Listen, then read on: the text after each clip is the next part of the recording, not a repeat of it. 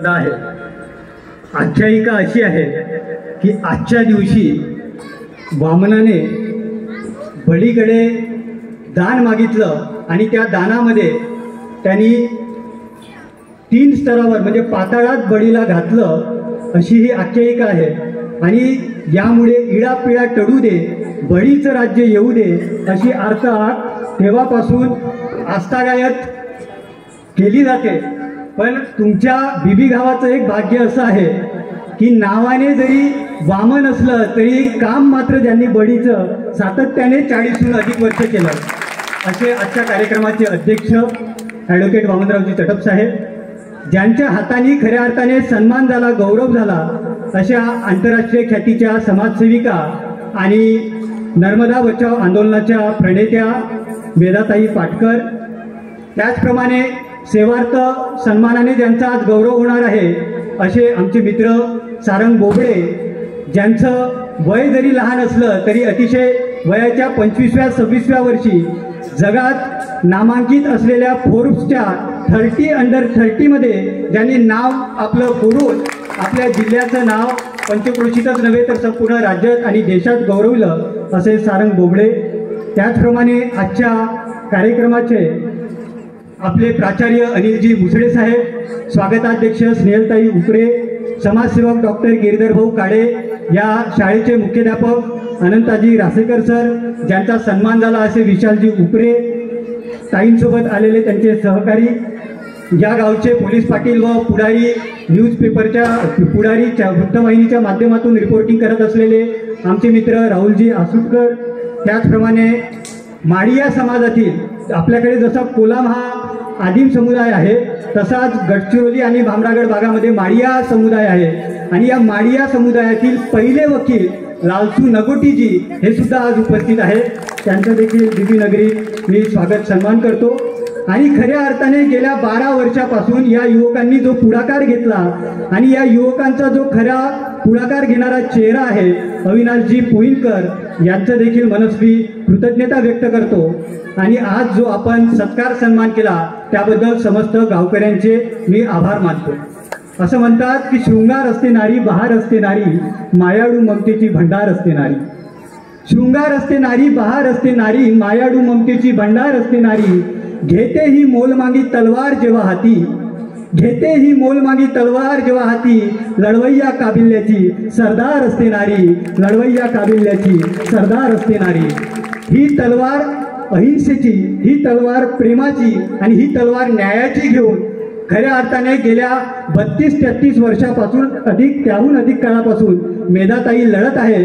आणि अशा लढणाऱ्या संघर्ष योद्ध्या आज आपल्या मातीत लाभणं आणि त्यांच्या हातून सत्कार होणं हे मी माझं भाग्य समजतो। मला असं वाटतं की मी काही ब्रिटिशांना काही लुटलं नाही, आम्ही प्रेमाने मैत्रीपूर्ण एकमेकांशी बोलताना असं म्हणतो, परंतु ही काही लूट वगैरे असं काही नाही। आणि आपल्याला एक लक्षात घेतलं पाहिजे की आजची स्पर्धा ही काही तालुकास्तरीय, गावस्तरीय, जिल्हास्तरीय, राज्यस्तरीय, राष्ट्रीय स्तरीय इतकी मर्यादित स्पर्धा राहिलेली नाही। आजची स्पर्धा ही जागतिक स्पर्धा आहे आणि आजच्या या जागतिक स्पर्धेत जर आपल्याला टिकायचं असेल तर ज्यांचं आपण आज माल्यार्पण करून स्वागत केलं, सन्मान केला असे एक विश्वरत्न डॉक्टर बाबासाहेब आंबेडकरजी, त्यांचं उदाहरण घ्या। आपण आत्ताच गावातून येत असताना किंवा आत्ता ज्यांचा आपण सन्मान केला असे महात्मा गांधीजी घ्या। ही सगळी मंडळी ज्यांनी आंतरराष्ट्रीय ख्याती कमावली, ह्या सगळ्या मंडळींनी कशाच्या माध्यमातून बदल घडवला तर तो बदल त्यांनी शिक्षणाच्या माध्यमातून घडवला आहे। त्यामुळे आजच्या स्पर्धेत जर आपल्याला टिकायचं असेल, या जागतिक स्पर्धेत जर टिकायचं असेल तर शिक्षणाशिवाय दुसरा कुठलाही पर्याय नाही, हे आपल्याला लक्षात घेतलं पाहिजे। मी लंडनला जेव्हा गेलो होतो, गेल्यानंतर मेधाताई पहिल्यांदा मी डॉक्टर बाबासाहेब आंबेडकर यांच्या लंडन येथील घरी गेलो। बाबासाहेब आंबेडकर जेव्हा 100 वर्षा अगोदर तिथे शिकत होते, शिकत असताना प्रॉब्लेम ऑफ इंडियन रुपीज हा प्रबंध त्यांनी ज्या इमारतीत लिहिला ती वास्तू आता महाराष्ट्र सरकारने विकत घेतलेली आहे आणि त्याचं एक म्युझियम केलं आहे। तिथे जेव्हा गेलो तेव्हा मला दिसलं की बाबासाहेबांचा एक फोटो आहे, त्या फोटोमध्ये बाबासाहेब मधोमध आहे आणि त्यांच्या आजूबाजूनी वेगवेगळी युवक मंडळी आहे। ही युवक मंडळी कोण, जेव्हा याच्याबद्दल मी अभ्यास केला तेव्हा मला लक्षात आलं की बाबासाहेब हे इथून लंडनमध्ये शिक्षणासाठी गेल्यानंतर जेव्हा ते भारतात परतल्यानंतर त्यांनी काही युवकांना मेंटॉरशिप दिली, प्रशिक्षण दिलं, मार्गदर्शन केलं आणि माझ्यासारखे अनेक युवक वंचित शोषित घटकातले उच्च शिक्षणासाठी पुढे गेले पाहिजे ही प्रेरणा बाबासाहेबांनी दिली आणि त्या सर्व युवकांचा समूहातील तो एक फोटो बाबासाहेबांच्या घरी तिथे लावलेला होता आणि त्या फोटो समोरच मी देखील एक संकल्प केला की ज्या दिवशी मी लंडनहून भारतात माझ्या मायभूमीत परतेल त्या दिवशी मी असा संकल्प केला की 26 नोव्हेंबर संविधान दिन ते 26 जानेवारी गणतंत्र दिन या 2 महिन्यामध्ये जवळपास 50 ते 60 कॉलेजेसमध्ये आपल्या भागातील चंद्रपूर, गडचिरोली, यवतमाळ, वाशिम या संपूर्ण भागातील कॉलेजेसमध्ये जायचं आणि आपल्या युवकांना उच्च शिक्षणाच्या काय काय संधी आहे याबद्दल मार्गदर्शन करायचं आणि त्या दृष्टीने या 26 नोव्हेंबरपासून ती शिक्षणाची यात्रा एज्युकेशन टू एम्प्लॉयमेंट अशी टॅगलाईन देऊन मी सुरू करतोय आणि इतकंच नव्हे तर लंडनचं शिक्षण आणि इथल्या शिक्षणातला फरक काय मला जाणवला तर आपल्याकडच्या शिक्षणात प्रचंड मोठ्या प्रमाणात घोकणपट्टी केल्या जाते, पाठ करून आपल्याला लिहावं लागतं, ज्याला जितकं जास्त पाठ राहतं तेवढा तो हुशार असं आपलं एकंदरीत शिक्षणाची प्रणाली आहे. परंतु इंग्लंडमध्ये किंवा लंडनमध्ये त्यांची शिक्षण प्रणाली थोडी वेगळी आहे. त्यांच्याकडे आपल्याकडे जशा परीक्षा होतात, पाठांतर करून लिहावं लागतं, तशा प्रकारे त्यांच्याकडे मूल्यांकन होत नाही. तर त्यांच्या मूल्यांकनाची पद्धत काय तर ते आपल्याला एक विषय देतात, त्या विषयावर संशोधनात्मक अभ्यास करायला लावतात.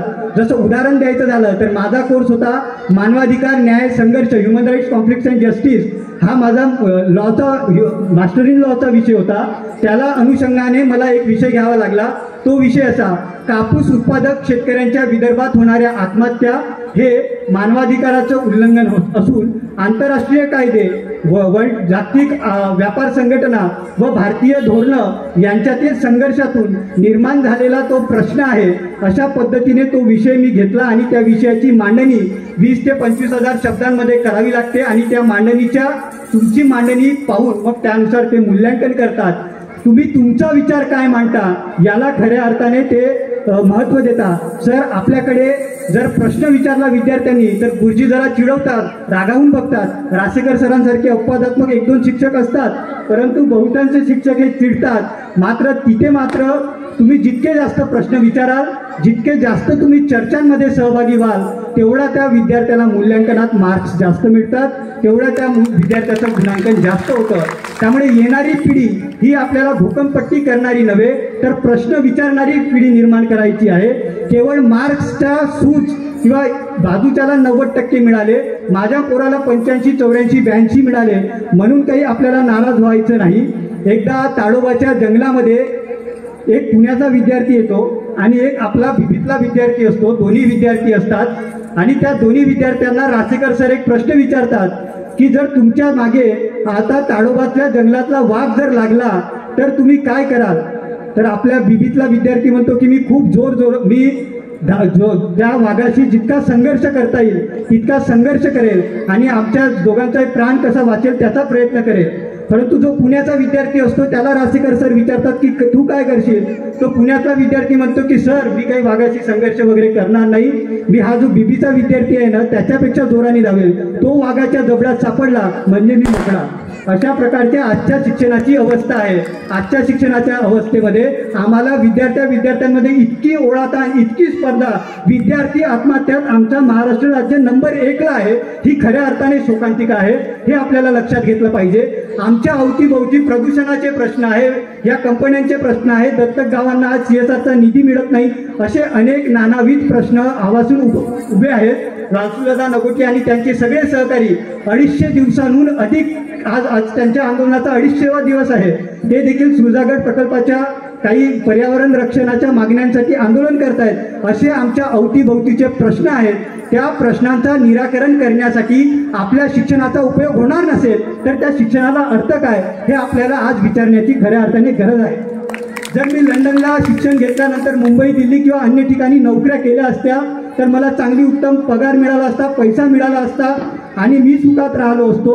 परंतु माझ्या शिक्षणाचा उपयोग इथला ज्याप्रमाणे गांधीजींनी टेलिस्मॅन सांगितला त्या टेलिस्मॅनला जर झाला नसता तर त्या शिक्षणाला काही मात्रही अर्थ राहिलेला नसता असं माझ्या मनाला प्रामाणिकपणे वाटलं. म्हणून मी पुन्हा एकदा भायनगरीत परतलो आहे आणि येणाऱ्या काळात जे जे काही शक्य होईल एकमेकास सहाय्य करू अवघे धरू सुपंत असं म्हणत पाय जमिनीशी ठेवत. कारण असं म्हणतात की पक्षाला जर उडायचं असेल तर पंख लागतात, मात्र माणसाला जर उडायचं असेल तर पंखांची गरज नाही. माणसाला जर उडायचं असेल तर त्याचे पाय मात्र घट्ट जमिनीशी असले पाहिजे. म्हणूनच Tata institute of social science सारख्या विद्यापीठात अध्यापनाचं कार्य करून नामांकित आंतरराष्ट्रीय ख्याती देखील असून डोंगर दरीत नर्मदा बचावचं आंदोलन ग्रासरूटला राहून वेदाताई करू शकतात आणि आंतरराष्ट्रीय ख्यातीपर्यंत पोहोचू शकतात. वकिलीमध्ये नंबर 1 ची प्रॅक्टिस असताना कदाचित न्यायाधीशही झाले असतील किंवा त्यातही मोठ्या स्तरावर पोहोचले असते.